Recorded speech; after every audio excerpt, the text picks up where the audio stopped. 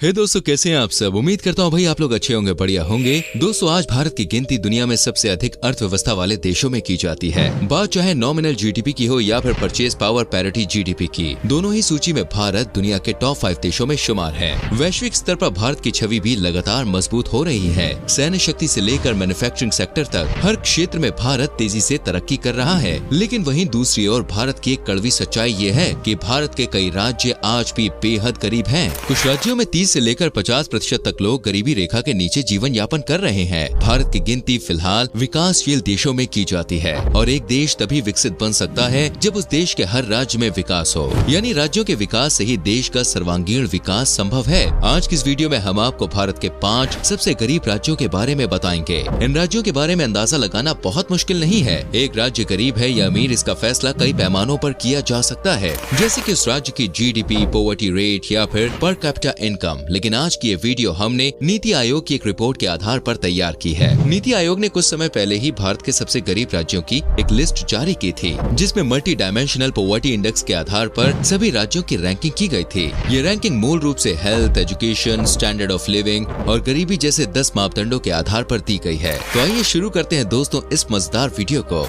मेघालय। अगर भारत के सबसे खूबसूरत राज्यों की बात की जाए तो उसमें मेघालय को जरूर शुमार किया जाएगा। सिर्फ भारत में ही नहीं बल्कि पूरी दुनिया में सबसे ज्यादा बारिश मेघालय के मॉनसून में होती है। साथ ही इस राज्य का चेरापूंजी जिला भी कमाल का टूरिस्ट डेस्टिनेशन है। एशिया का सबसे अच्छा गांव मोलिन नोंग भी इस राज्य में स्थित है। मेघालय को स्कॉटलैंड ऑफ द ईस्ट के नाम से भी जाना जाता है। लेकिन इतनी सारी खूबियां होने के बावजूद मेघालय आज गरीबी की मार झेल रहा है। नीति आयोग के आंकड़ों के अनुसार मेघालय के 37.05% लोग गरीबी रेखा के नीचे अपनी जिंदगी गुजार रहे हैं। मेघालय की कुल जनसंख्या 32 लाख के आसपास है। दरअसल बहुत ज्यादा बारिश होने के कारण मेघालय में कोई भी काम रफ्तार से नहीं हो पाता। कई जिले ऐसे हैं जहां रोजाना बारिश होना तय है। इसी वजह से लोगों के काम करने के घंटे बहुत कम हो जाते हैं और बारिश कब भयंकर तूफान का रूप ले ले इस बारे में कोई भी नहीं जानता। भारत के अन्य राज्यों के मुकाबले मेघालय में सूर्य जल्दी ढल जाता है। मेघालय की जीडीपी $54.7 बिलियन से भी कम है। हालांकि आबादी के लिहाज से यह आंकड़ा बुरा नहीं है, लेकिन यहाँ पर आज भी कई सुविधाओं की कमी है और इसी व्यवहार से नीति आयोग ने मेघालय को भारत के सबसे गरीब देशों की सूची में 5वें नंबर पर रखा है। वहीं नॉर्थ ईस्ट के राज्यों में मेघालय गरीबी के मामले में पहले नंबर पर आता है।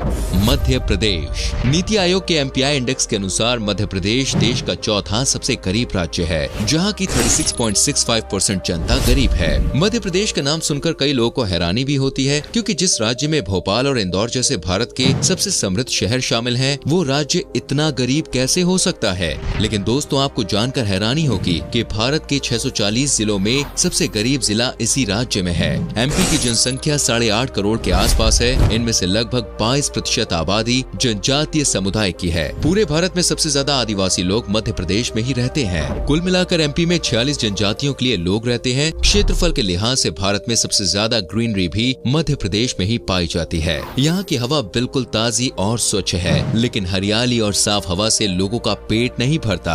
आज मध्य प्रदेश की गिनती सबसे खराब शिक्षा व्यवस्था वाले राज्यों में की जाती है। चाइल्ड मोर्टेलिटी रेट हो या फिर कुपोषण की बात, मध्य प्रदेश की गिनती सबसे खराब 5 राज्यों में की जाती है। मध्य प्रदेश में कितने ही घरों में आज भी शौचालय की सुविधा उपलब्ध नहीं है। पीने के पानी के लिए सबसे लंबी दूरी तय करने वाले राज्यों में भी मध्य प्रदेश टॉप 3 देशों में शुमार है। आदिवासी समुदाय को शिक्षा के प्रति जागरूक करने और उन्हें रोजगार देने के लिए सरकार द्वारा कई योजनाएं चलाई जा रही हैं। लेकिन इसके बावजूद मध्य प्रदेश की स्थिति में कोई खास सुधार देखने को नहीं मिल रहा है। मध्य प्रदेश का अलीराजपुर जिला भारत का सबसे गरीब जिला घोषित किया जा चुका है। इस जिले की 76% आबादी गरीबी रेखा के नीचे जीवन यापन कर रही है। प्रदेश के कुछ चुनिंदा बड़े शहरों को छोड़ दिया जाए तो लोगों के पास करने के लिए कुछ भी ज्यादा काम नहीं है। दोस्तों, उत्तर प्रदेश। आपको जानकर हैरानी होगी कि उत्तर प्रदेश अर्थव्यवस्था के मामले में देश में तीसरा सबसे प्रमुख राज्य है। उत्तर प्रदेश की जीडीपी $220 बिलियन है, लेकिन पर कैपिटा इनकम के मामले में भारत में ये 28वें नंबर पर आता है। उत्तर प्रदेश के लोगों की पर कैपिटा इनकम 40,000 के आसपास है। नीति आयोग के एमपीआई इंडेक्स के अनुसार उत्तर प्रदेश की 37.79% आबादी गरीबी रेखा के नीचे आती है। ये भारत का सबसे ज्यादा आबादी वाला राज्य है। ताजा आंकड़ों के अनुसार उत्तर प्रदेश की जनसंख्या 24 करोड़ के आसपास पहुँच गई है। उत्तर प्रदेश में गरीबी के कई मुख्य कारण है। सबसे पहला कारण है यहाँ पर जातिवाद की राज राजनीति। पिछले कई दशक से उत्तर प्रदेश में जाति के आधार पर राजनीति होती आई है। सभी समुदाय के नेता अपने अपने समुदाय के विकास की बात कहकर वोट लेने की कोशिश करते हैं। इससे नेताओं को तो फायदा होता है, लेकिन आम लोगों के बीच नफरत की जड़ें पनपने लगती हैं। इसके अलावा यूपी में स्कूल्स और हॉस्पिटल से ज्यादा लोगों ने मंदिर और मस्जिदों पर अपना ध्यान केंद्रित किया है। साथ ही उत्तर प्रदेश में कई सालों तक गुंडा राज भी अपनी चरम सीमा पर रहा है। गैंग वॉर के कारण न जाने कितने ही मासूम लोगों को अपनी जान गंवानी पड़ी है। नेता और माफिया मिलकर पूरा राज्य कंट्रोल किया करते थे। हालांकि उत्तर प्रदेश में अब हालात सुधरने लगे हैं। उत्तर प्रदेश में सड़कें बेहतर हो रही हैं, इंफ्रास्ट्रक्चर का निर्माण हो रहा है, स्कूल, हॉस्पिटल्स और कॉलेज की सौगात उत्तर प्रदेश को मिल रही है और राज्य में गुंडा राज भी अब लगभग समाप्त हो गया है। उम्मीद है कि जल्द ही उत्तर प्रदेश के माथे पर लगा गरीबी का ठप्पा हमेशा के लिए हट जाएगा। झारखंड दोस्तों, किसी भी चीज की मजबूती के लिए उसकी नींव का मजबूत होना बहुत जरूरी है। झारखंड साल 2000 में बिहार से अलग हुआ था। अगर महाराष्ट्र, केरल जैसे किसी राज्य से कोई राज्य अलग होता है तो शायद उसकी स्थिति अलग होती, लेकिन झारखंड राज्य बिहार से अलग हुआ था, जहां पहले से ही बहुत गरीबी थी। झारखंड अगर चाहे तो 10 सालों में खुद को भारत के टॉप 10 राज्यों में शामिल कर सकता है। झारखंड के जमशेदपुर जिले में देश का ही नहीं बल्कि पूरे एशिया का पहला स्टील का प्लांट लगाया गया था। आज जमशेदपुर, बोकारो और बिहार जैसे जिलों में इंडस्ट्रियलाइजेशन काफी तेजी से हो रहा है, लेकिन उसका लाभ आम जनता तक नहीं पहुंच पा रहा। लोगों को रोजगार तो मिल रहा है, लेकिन बहुत ही कम दिहाड़ी के साथ उनसे काम कराया जा रहा है।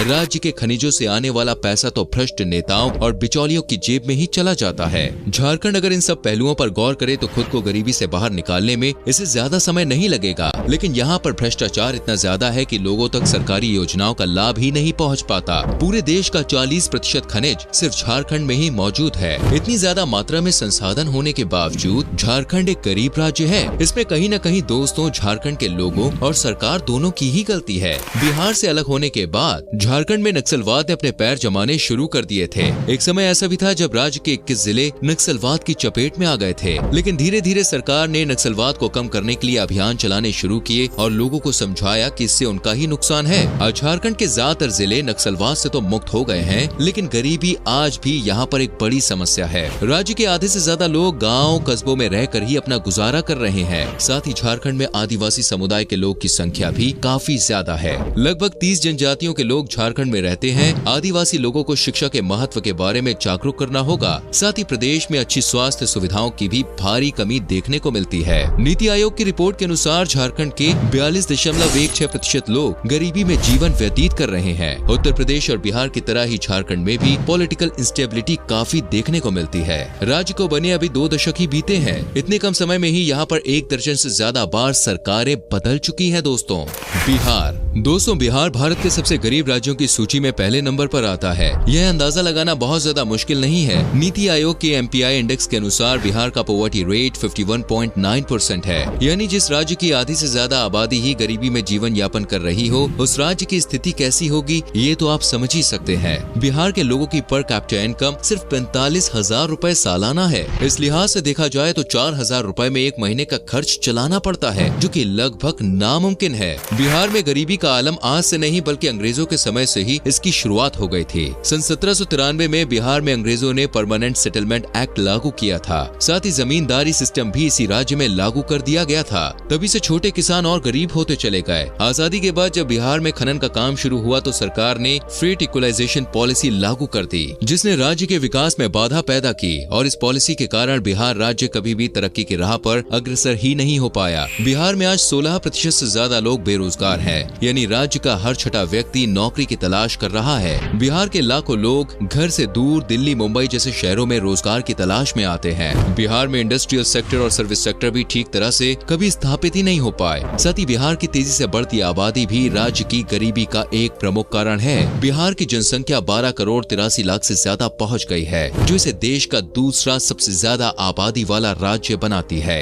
इसके अलावा किसी भी राज्य की तरक्की के लिए वहाँ की सरकार और प्रशासन की भूमिका भी बेहद बेहद अहम होती है। बिहार में सन 1961 से 1990 के दौरान 20 बार नई सरकार बनी थी। जी हाँ दोस्तों, 20 बार। एक राज्य में जब तक राजनीतिक स्थिरता नहीं होगी तब तक उस राज्य में कोई भी स्कीम, पॉलिसी या योजनाएं ठीक से लागू नहीं हो पाएंगी। सरकार की खामियों का भुगतान आज बिहार के मासूम नागरिकों को भुगतना पड़ रहा है। तो दोस्तों, ये थे भारत के 5 सबसे गरीब राज्य। नीति आयोग के MPI इंडेक्स के अनुसार केरल भारत का सबसे समृद्ध राज्य है, जहां गरीबी दर 1% से भी कम है। इसके बाद गोवा, सिक्किम, तमिलनाडु और पंजाब राज्यों का नंबर आता है। ये बात काफी हैरान करने वाली जरूर है कि भारत के ही एक राज्य में इतनी अधिक गरीबी है, तो अन्य राज्यों के लोग कितने समृद्ध हैं। कमजोर राज्यों में सुधार लाने के लिए सरकार सिर्फ आर्थिक राशि से लोगों की मदद करती है। आर्थिक मदद के जरिए दोस्तों एक तरह से सरकार लोगों को निकम्मा और कामचोर बनाने का काम करती है। इससे लोग की सोच ही ऐसी हो जाती है कि कुछ करें या ना करें, सरकार खाने के लिए खाना तो दे ही देगी, बस और जिंदगी में क्या चाहिए। इसके बदले सरकार को रोजगार बढ़ाने और शिक्षा को बेहतर बनाने की ओर ज्यादा ध्यान देना चाहिए।